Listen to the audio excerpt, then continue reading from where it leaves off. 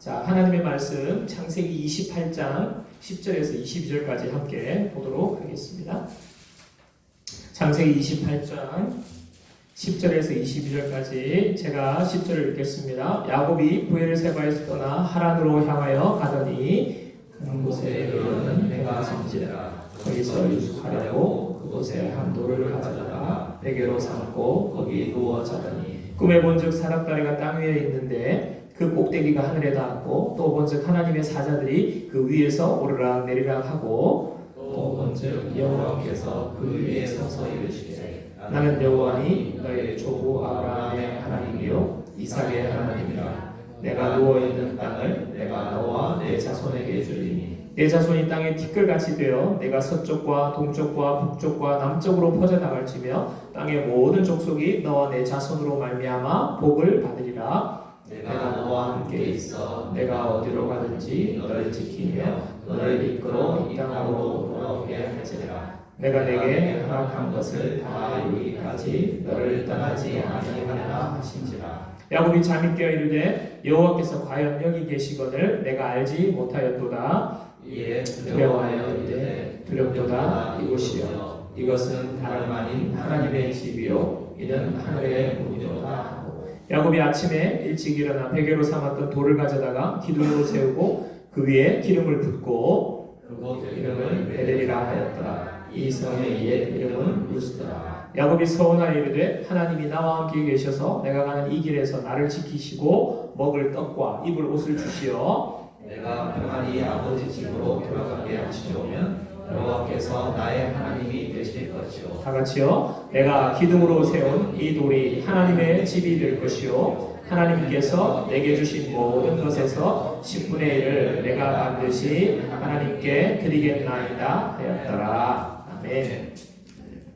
네, 오늘 말씀의 제목은 하나님의 임재를 갈망하라라는 말씀입니다. 우리가 성경을 읽을 때에 이제 등장인물들이 나오는데요. 그 등장인물들을 접할 때에 부러운 인물들도 있고 또 부담스러운 인물들도 있습니다. 뭐 요셉이나 다윗이나 솔로몬 같은 인물은 아마 많이 부러워하죠. 그래서 우리 자녀들이 이제 그런 축복들을 많이 받았으면 좋겠다고 생각하고 뭐 이름도 짓기도 하고 그럽니다.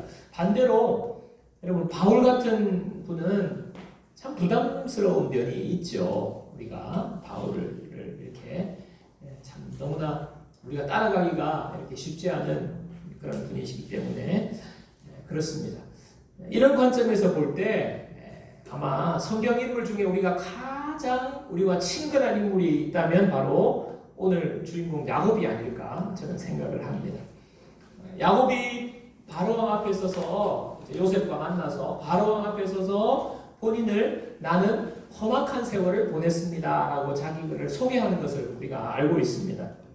야곱은요 쌍둥이로 태어났는데 태어나면서부터 형의 발 뒤꿈치를 확 움켜잡고 태어날 정도로 욕심과 야망과 승부욕이 강한 그런 사람이었습니다.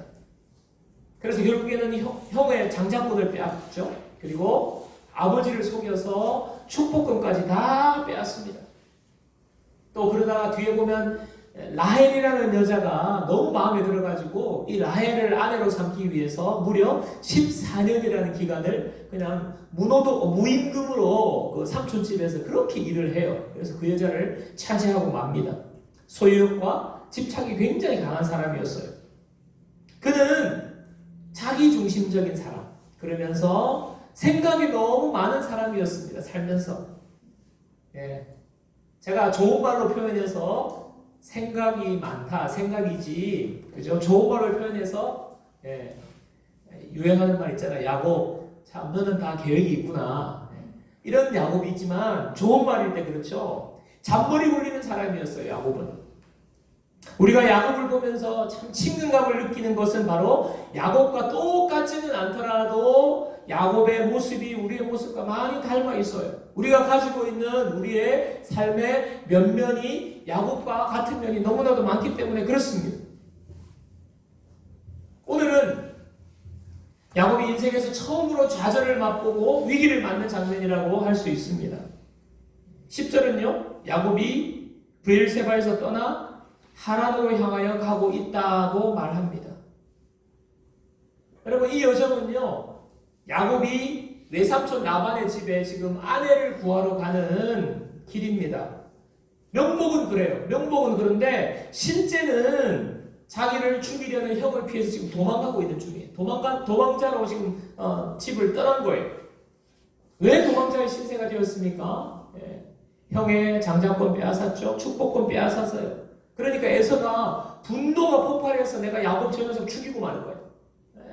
그냥 야곱을 죽이겠다고 지금 형이 지금 칼을 갈고 있는 지금 이런 현실이 되니까 이제 쫓기는 자가 된 겁니다. 야곱은 좋은 건 다 얻었어요. 장자권도 얻었고요. 자기 생각에 축복권도 얻었고요. 다 얻었는데 야곱이 처한 현재의 상황은 전혀 반대의 상황을 지금 맞고 있는 것입니다. 목숨을 언제 형이 나를 죽일지 모르는, 잘못하면 오늘로서 나의 삶이 끝날 수 있는 위태로운 상황에 지금 처해 있는 것입니다. 조금 더 잘 살아보려고 했습니다. 좀 더 행복해 보려고요. 이것 가지면 행복하고 이것 다 갖추면 이제 완벽해, 내 삶은 평안해 라고 생각했던 야곱에게 결국 전혀 예상치 못한 삶이 펼쳐진 것이에요. 여러분 11절을 보시기 바랍니다. 11절을 보시면 한 곳에 이르러는 해가 진지라 거기서 유숙하려고 그곳에 한 돌을 가져다가 베개로 삼고 거기 누워 자더니. 여러분 특별한 것이 없어 보이는 말씀 같지만요, 이 말씀은 야곱이 처한 현실을 굉장히 함축적으로 담고 있는 기가 막힌 표현이에요. 기가 막힌 서술입니다. 한 곳에 이르렀다고 해요. 여러분 이 한 곳, 어떤 곳이에요? 어떤 곳? 뒤에는 우리가 이제 성경을 보면 루스, 베델이라는 지역명을 뒤에서 밝히고 있지만 지금 한 곳이라고 표현합니다. 여러분 야곱이 처한 상황은 지금 어딘지도 모르는 어딘가 한 곳에 이르렀다는 거예요. 야곱 스스로 힘으로 컨트롤할 수 없는, 마치 배가 조난을 당해서 망망대해 바다 한가운데 지금 어딘가 모르는 어느 지점에 지금 떠있는 한 곳에 이르렀다. 야곱의 형편을 말해주는 것입니다. 또 뭐라고 표현하고 있습니까? 해가 져서 이제 유숙하려고 돌베개를 베고 이제 잠자려고 한다는 거 아니에요? 여러분 우리가 어떤 사람이 막 유명해지고 지금 인싸가 되고 이러면 뭐라고 그래요? 이 사람 지금 뜨고 있다, 뜨는 사람이다 그러잖아요. 뜨는 해 그래요, 표현. 그런데 반대로 전성기가 지난 사람, 이제는 그 사람 졌어, 해가 졌어, 지는 해와 같다 이런 표현을 하잖아요. 여러분 해가 졌다, 지금 야곱이 처한 상황을 그대로 말해주는 것입니다. 유숙한다는 말, 노숙한다는 말이거든요. 그냥 길바닥에서 잔다는 말이에요. 여러분 중동 지방에는 나그네나 손님들을 굉장히 접대합니다. 나그네와 손님은 하나님 보내신 천사로 생각해요. 그렇기 때문에 이 중동 지방의 사람들은요, 나그네나 이방 외지 사람들이 오면 정말 환대를 하는데, 오늘 야곱이 어떤 상태가 되었습니까? 그냥 광야 한가운데서 노숙하는 신세가 된 거예요. 아무도 야곱을 지금 환영해 주지 않는 것입니다. 누구로부터 환영을 못 받고 있는 상태인데, 그뿐만 아니라 이 광야에서 그냥 노숙을 한다는 것은요, 여러 가지 위험에 지금 노출되어 있는 거예요. 추위와 독충과 맹수와 강도의 위험에 그대로 무방비로 노출되어 있는 그 상태, 야곱의 상태. 아무도 야곱을 환영해 주지 않고 보호해 주지 않고, 그야말로 야곱의 인생의 위기와 절망과 고난의 순간을 맞이하고 있는 것입니다. 그의 인생이 어떻게 보면 지는 해와 같이 지금 시들어가고 있는 것입니다.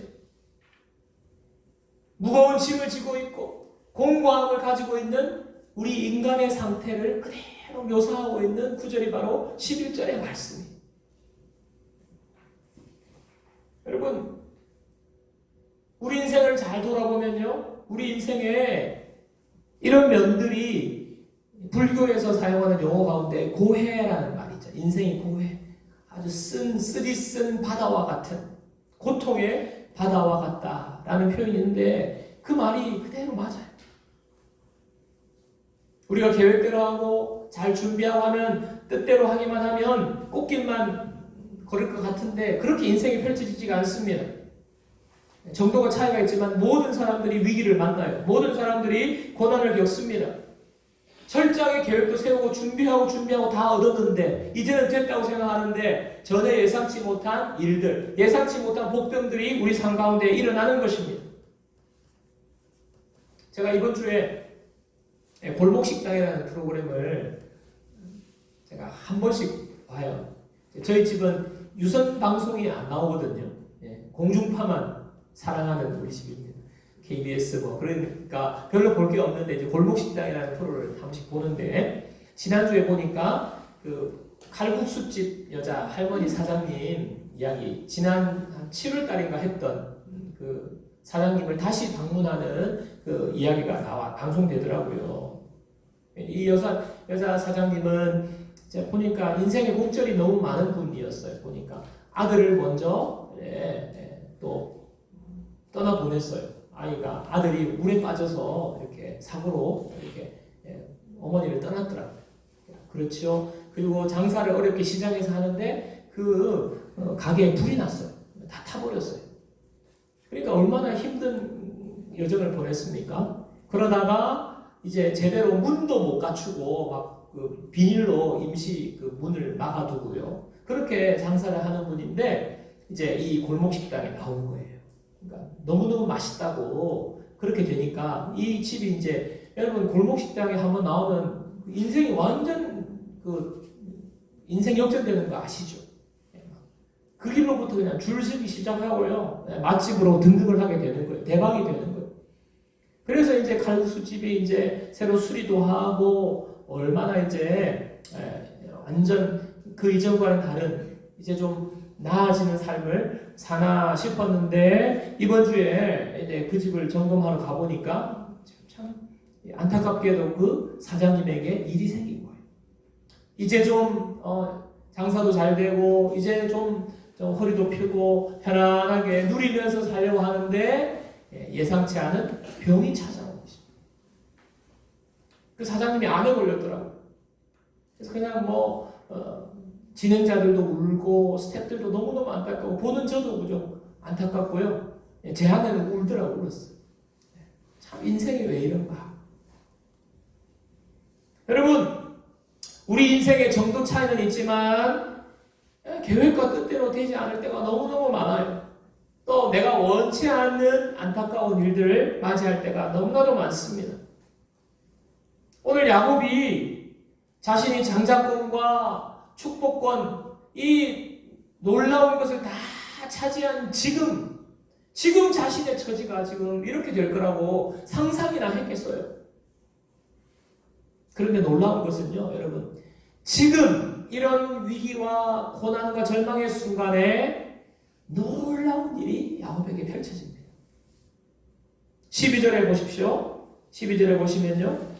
꿈에 본즉 사닥다리가 땅 위에 서 있는데 그 꼭대기가 하늘에 닿았고 또 본즉 하나님의 사자들이 그 위에서 오르락내리락 하고 잠이 들었는데 노숙하는데 꿈을 꾼 거예요. 꿈속에서 보니까 앞에 사다리가 쫙 땅에 서 있는데 사다리가 땅부터 하늘까지 끝까지 하늘 끝에 다 있는 거예요. 그러면서 그 위에서 하나님의 사자들이 오르락내리락 하는 것이 야곱의 꿈에 지금 보이는 것입니다. 그리고 하나님께서 그 위에서 말씀을 하세요. 나는 너의 조부 아브라함의 하나님, 이삭의 하나님이다. 나는 여호와다. 하나님이 말씀을 하시는 거예요. 그리고 하나님이 또 말씀하세요. 너가 누워있는 이 땅을 내가 너에게 줄 거야. 내 자손이 이 땅에 티끌처럼 너의 자손이 많아질 거야. 그리고 모든 땅에 있는 족속들이 너와 너의 자손을 통해서 복을 받게 될 거야. 하늘에서 하나님이 말씀하시는 거예요. 기가 막힌 환상을 본 것입니다. 기가 막힌 말씀을 야곱이 꿈속에서 들은 거예요.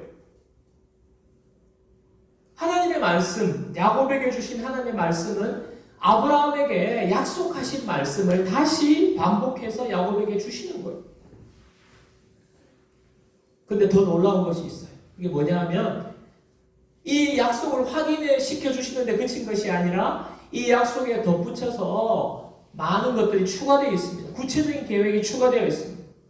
여러분 15절 말씀 보십시오. 15절 우리 함께 읽어보겠습니다. 15절 다 같이 시작. 내가 너와 함께 있어. 내가 어디로 가든지 너를 지키며 너를 이끌어 이 땅으로 돌아오게 할지라. 내가 내게 허락한 것을 다 이루기까지 너를 떠나지 아니하리라 하신지라.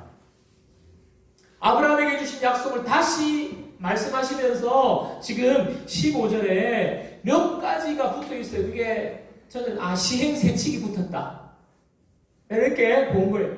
약속을 상기시켜 주시거든요. 내가 아브라함에게 이런 약속을 했고 이삭에게 이런 약속을 했고 너에게도 이런 약속을 하는데 자 이제 지금부터 이 약속을 이루기까지 내가 이렇게 할 거야. 첫 번째, 내가 너와 함께 있을 거야. 첫 번째. 그 다음 두 번째 뭐예요? 내가 너를 지킬 거야. 자, 세 번째, 너를 다시 돌아오게 할 거야. 예. 마지막 시행세칙 네 번째, 약속한 것을 다 이룰 때까지 내가 너를 떠나지 않을 거야. 네 가지 이 약속을 이루기 위해서 하나님이 이 네 가지를 하시겠다고 지금 시행세칙을 말씀하시는 거예요. 보증기간까지 정해주셨어요. 약속한 것을 다 이룰 때까지. 보증기간이 거기 이룰 때까지. 이런 꿈을 꾼 거예요. 야곱이. 꿈에서 깬 야곱이 어떻게 합니까? 16절 야곱이 잠이 깨어 이르되 여호와께서 과연 여기 계시거늘 내가 알지 못하였도다. 또 18절 19절 야곱이 아침에 일찍 일어나 대게로 삼았던 돌을 가져다가 기둥으로 세우고 그 위에 기름을 붓고 그곳 이름을 베델이라 하였더라. 이성의 옛 이름은 루스더라. 야곱이 꿈에서 깼어요. 깨면서 느낀 것이 무엇입니까? 하나님이 나와 함께 이곳에 계시는구나. 하나님의 임재를 깨닫게 된 거예요. 그리고 이곳이 바로 하나님의 집이구나. 벳엘, 하나님의 집이라는 뜻이거든요. 그리고 하나님께 예배하게 된 것입니다. 여러분, 우리는요 무슨 위기나 어려움을 만나고 고난을 만나고 하면요 내가 무슨 잘못을 했나 그렇게 생각을 해요. 또요 특별한 잘못이 없는데 나에게 어려운 일이 생기고 위기가 생기고 고난을 만나면 우리는요 절망하기가 쉽습니다. 하나님이 나를 버리셨나? 하나님께 대한 신뢰가 무너지거나 하나님과의 관계가 이 고난으로 말미암아 멀어지기가 너무너무 쉬워요. 심한 경우는 시험에 들어요. 그래서 하나님을 떠나는 일도 생깁니다. 그런데 오늘 야곱은요 하나님께서 더 가까이 다가오시는 것을 야곱이 경험하게 되는 것입니다. 더 놀랍게 더 친밀하게 하나님이 야곱에게 찾아오시는 순간이 바로 이 야곱이 처한 위기의 순간에 하나님이 하시는 일이에요. 야곱은 형과 아버지를 속였어요. 어떻게 보면 자기가 너무너무 잘못했어요. 그래서 지금 이 위기를 맞이한 것입니다. 나 같으면 너 왜 그랬어? 내가 너를 축복할 건데 너 왜 그랬니? 하고 책망을 하실 것 같은데 하나님은 그렇게 하지 않으세요. 책망 한마디도 하지 않으세요. 야곱이 너무너무 잘못한 게 명백한데도 불구하고 하나님은 야곱을 책망하지 않으시고 하나님은 야곱에게 더 축복하십니다. 삶의 계획이 다 원나버렸습니다. 삶에 그냥 좌절과 절망이 삶을 덮쳤어요. 그런데 그 순간에 야곱이 하나님을 만나게 된 거예요. 사랑하는 여러분 언제 하나님 뜨겁게 만났습니까? 하나님을 정말 뜨겁게 만난 때가 언제입니까? 모든 것이 잘 되고 평안하고 꽃길만을 걸을 때 여러분 하나님을 만난 분 아마 많지 않을 거예요. 거의 대부분이 그 반대일 것입니다. 건강에 문제가 생겼을 때 사업의 어려움을 겪었을 때, 위기가 왔을 때, 큰 사고를 만났을 때, 자녀가 사고치고 자녀가 애고이고 속썩일 때, 부모로서 눈물을 흘릴 때, 그때 하나님을 만나게 되는 거예요. 어떤 사람은 왜 꼭 그렇게 하실까? 하나님은 그냥 평안할 때 그냥 좋은 거 주시면서 축복해 주시면서 하나님을 만나게 만나고 그러면 얼마나 좋을 건데, 하나님 꼭 그렇게 우리를 위기 가운데 고난 가운데 왜 우리를 찾아오실까 이렇게 생각하는 사람이 있을 수 있어요. 병 주고 약 주는 것 같아서 꼭 하나님 그런 식의 하고 싫어하는 사람도 제가 봤습니다. 그래서 하나님 못 믿겠다고, 하나님께 가까이 나아가지 못하겠다고 그런 사람들 있어요. 여러분, 하나님 정말, 하나님은 나 이런 사람이야, 나는 나야, 나 이런 존재야, 하나님이 해결사라는 것을 그냥 드러내시려고 우리를 그냥 고난 가운데로 그냥 확 밀어 넣으시는 분입니까? 그렇지 않습니다. 여러분, 앞에 말씀드렸잖아요. 우리의 삶이 그냥 고해예요. 우리의 삶이 죄 가운데 우리가 빠졌기 때문에 우리의 삶이 그냥 다 일그러지고 망가지고 우리의 삶에 죽음의 그림자가 드리워져 있어요. 그런 삶 가운데 있는 우리를 하나님께서 찾아오시는 거예요. 특별하게 위기 가운데 하나님께서 찾아오시는 것입니다.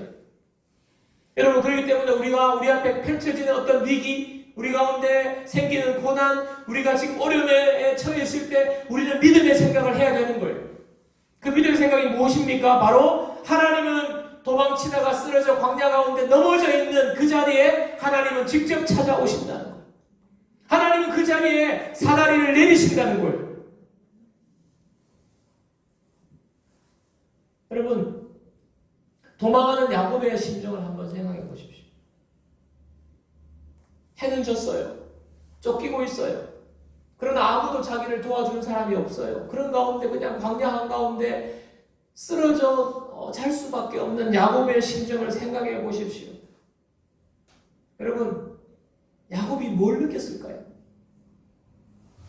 지금 광야에 쓰러져서 돌베개를 베고 노숙할 수밖에 없는 야곱의 머릿속에 무슨 생각이 들었을까요? 평소에 잘하던 잔머리 굴릴 수 있을까요? 평소에 가졌던 야곱, 너는 계획이 다 있구나. 그 계획을 뭔가를 할 수 있었을까요?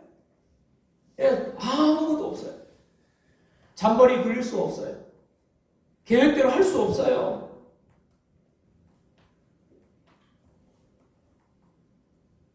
야곱의 집에서 지금 여기 루스까지, 여기는요 거리로서 약 85km 정도 됩니다. 그러니까 지금 85km를 걸어온 거예요. 아마 3, 4일은 좋게 걸었을 것입니다. 아마 형 때문에 놀라가지고 형이 따라올까봐, 주기를 따라올까봐 아마 속보로 걸었을 거예요. 아니면 잠도 못 자고 그냥 잠도 안 자고 걸었을지도 몰라요. 85km를 걸어왔습니다. 자, 이제 한계에 부딪힌 거예요. 더 이상 형이 쫓아오고 잡히면 죽을 것 같지만은 이제는 몸도 마음도 다 지쳐버리고요. 에너지도 다 고갈돼 버리고요. 이제는 너무너무 지쳐서 이제 한계에 도달한 거예요. 그러니까 그냥 광야에 덜썩 그냥 주저앉고 그냥 쓰러진 거예요.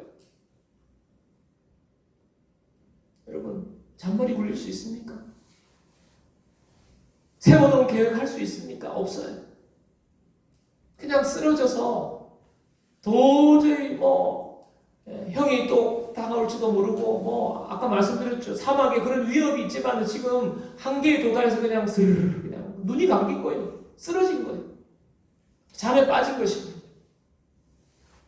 그 상황에 하나님이 꿈꾸게 하신 거예요. 저는 왜 하나님이 맑은 정신일 때 야곱에게 너 걱정하지 말아라 이러면서 환상을 보여주시지 않으셨을까 그 생각이 들더라고요.